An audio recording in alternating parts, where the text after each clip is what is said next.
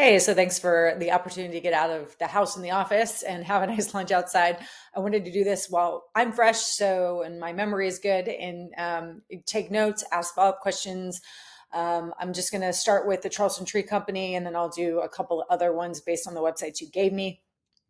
First and foremost, it's always important to sit back and say, what is worth my time and my energy?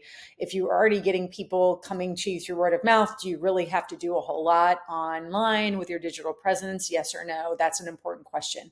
But what I'm going to do is I'm going to show you what your competitors are doing, and it'll give you some insight into how, so you can build a website that just functions better and looks updated, or you can build a website that it does, has the right keywords on it and the right pages on it to really draw in new customers through your website. And so I'm just going to lay out all the options. You can think about what you think is most important to you and go from there. So yes, the website. The good thing is when you click on tree trimming, it does show it up here. So a lot of times when people build out services, they actually don't have all of the things laid out in the same way. Although when I click on this, I just wanted to show you it doesn't quickly, like the cable and bracing, like all of these things actually don't show up easily. So it's really not a great functioning website, right? Like people want to get there. They want to understand what you're about. This looks outdated. So yes, you do need an update.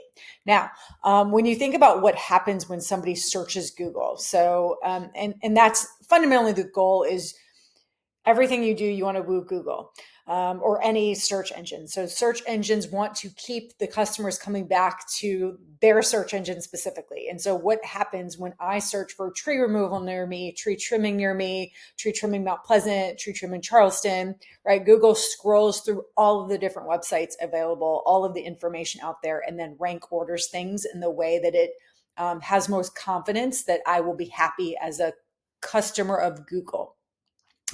And so the first thing here, you have your pay to play space. And I noticed that you were doing some pay to play for certain keywords. We could certainly talk about that. It's in my wheelhouse. Now, this section is your map section. And I love this section as a consumer. When I think about it doesn't really matter where you are on the map, right? Like I'm not going to you in the same way I would go to a nail salon or a, hairdresser or something like that. But it is nice because I get to see the reviews. I get to see the images and things like that. So what you have to do to get into this space is different. It's a different set of ingredients than into the organic section, which is down here. And so what I did is I pulled up, I tried kind of variations of this to try to see kind of who are your organic competitors in the online space. And so what I'm going to do is I'm going to walk you through let's see, New Leaf. This is another one that had the Charleston Tree Experts, even though they're Sawyer Tree. And then the other one that I really liked was this Consort Services. And so what happens from here is that, I go to a company called Ahrefs, and Ahrefs allows me to compare and contrast different websites to see how they are performing. And so this is your website link up here.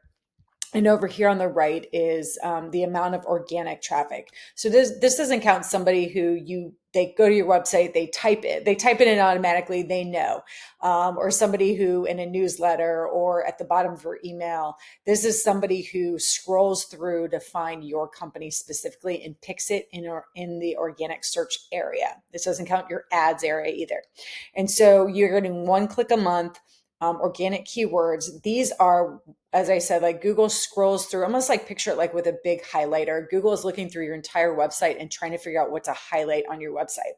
And so what this is saying is that these are the words, 8 words on your website essentially are highlightable. And the good thing is, right, like your name is your name. And so you're always going to do well for Tree Service Charleston, South Carolina. So this is what's really important to me. So because as I said, I'm a numbers person. 50 people a month search for this specific phrase. It's got a 10 level keyword difficulty. So 0 is low, 100 is high. When I build out a website, anything 15 or under is what I'm trying to look for. So I'm trying to look for high volume, low difficulty to rank for keywords. So this tells me that not a lot of websites have that information on it. And so you're getting one person clicking on your website a month for this phrasing. And so you're position number 10 on the list though. So you're on, you're talking about being on the second page of results search. And so you can see on here all of these other ones. So Charleston tree experts, you are in the 25th position. You might as well, like, whoever goes to the third page of a results section, nobody. So I think it's really important to ask yourself, do you just need a website that functions better than your current website? Or do you really want to be more aggressive and thoughtful about the words on your page? So, and a lot of times it is just a matter of like telling Google, this is what we do and this is how we do it. And that comes with the words on the page, the sitemap, etc. Now, the other thing I want to show you is over here. This is your referring domain space. So this is the number of other websites that mention your website. And so it could be, with a hyperlink, it could be flat out with your URL on there. It doesn't matter. Like if you donated to Ashley Hall, for instance, and you said, that's great, but I need to be on a blog, or I need to be like with a logo and a hyperlink to my website. Like that's really what you need. And so right now, Google doesn't have, this is like your trust level. So Google basically says that you've been around for a while, but we don't know who you are and what you do. We don't have confidence that other people would recommend your site. So all else being equal, your website won't make it to that first or second page without kind of a little bit of love in this area, so to speak. So this is the numbers of letters of recommendation that are out there about you. And then this is the backlinks, or kind of the online footprint that it creates. And so that's the first one. So let me just show you, because a lot of times, like, this is a perfectly fine if your strategy is to just kind of continue to do word of mouth. With very little effort, we could probably add some keywords and spruce up the website, but not do a really full overhaul. Now, here's what your competitors, so Charleston tree experts, and they have a 403 to fix. So this website allows me to, and so I can put in any website, as I said, and compare and contrast. So they're getting 34 people clicking on their website a month. They have 314 organic keywords on there. And they've got 29 referring domains. So their trust level is higher, in part because of this, but also probably because the quality of the referring domain. So it's like, think about letters of recommendation. If my student needed one, a letter of recommendation from me as their college professor would weigh more than their third grade soccer coach's letter of recommendation. So what I try to do is I try to go in and I try to see where your competitors are getting their references from. And then I go and I get similar level of quality references. And so this is your on-page SEO, and then this is your off-page SEO. And when they talk to you about what those are, I think it's helpful to understand. So I'm like, okay, they have 29 referring domains. What's the quality of them? And then like, that's how you build your strategy if you want to rank for specific things. And so I can click on their keywords. And this is also important because, here's a great example, log removal near me. Do you really care about that? I don't know if you do that. I was curious, here they rank for tree service, Jackson, Tennessee. That doesn't matter to you. Do you do arborist care tree service? Like, is that something you do? That's exciting, but look, it has nobody searches for that phrase. So it's really important to think about what phrases do people search for. And this is why I love to build out a website, because I try to build out a website with like this phrasing. It's got 50 people clicking on it a month, and it's a 10 level difficulty. So if I were to pick, I would pick this phrase and this phrase, because it's 30 with a 3 as opposed to 30 with a 12. Or 30 with a 15. So I try to go in. Here's a great one: best tree removal service. 250 people search for that a month. It's a 2-level difficulty, but also it's not specific to Charleston. So I try to weigh, the pros and cons of certain phrasing. Now, just to kind of show you a different website. So this is, I really liked their Connor tree service website. You can tell, so they've got a page on tree removal. They've got a page on so they have full pages on different things, storm cleanup.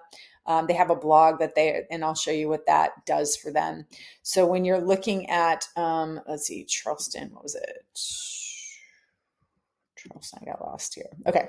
When you look at Connor Tree Service, they're getting 210 people coming to their website a month.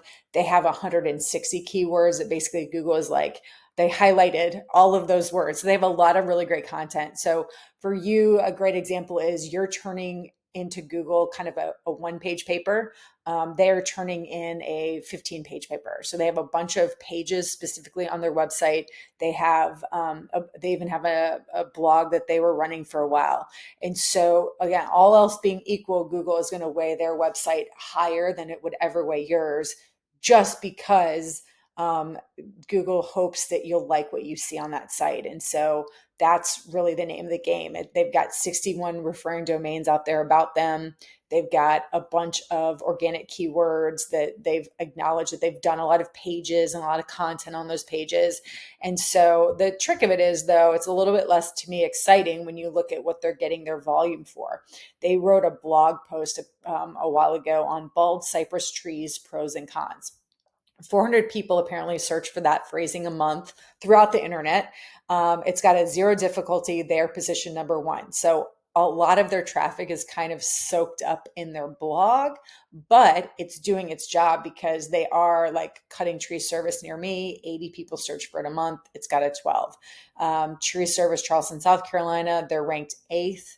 This is your 50-10 one. So there's a strategy to building out a website and a site map and making sure the right words are on the right pages that make use of these kinds of numbers. And so a lot of times it really frustrates me when somebody pays a lot of money to build out a website.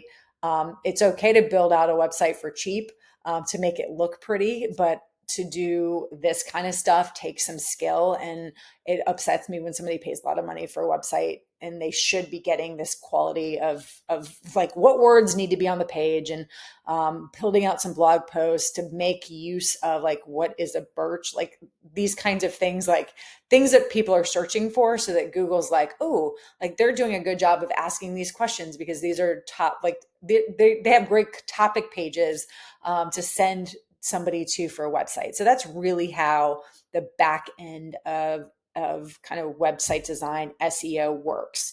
The ingredients, again, when you think about that section, so the ingredients to get into the to get your ad to perform well are different than your ingredients to get into the map section. To be in that first 3 or 4 results for the map is different than to have your website come up organically. And I do all of those very well. It's just a matter of which one or ones do you really think are important. And so I go back to the big overall question of like, how do you want people to find you? I'll do the same. I'll pull up some websites for, I think you had a Charlotte tree company website, and then I'll do the same for kind of that vacation or second home rental, so you can see the numbers. And then sometimes people just pay me to formally build out our sitemap. We've got it from here. I can do a whole lot of things. It's just a matter of what you are most intrigued by when you think about how you want people to find you. All right, talk to you later.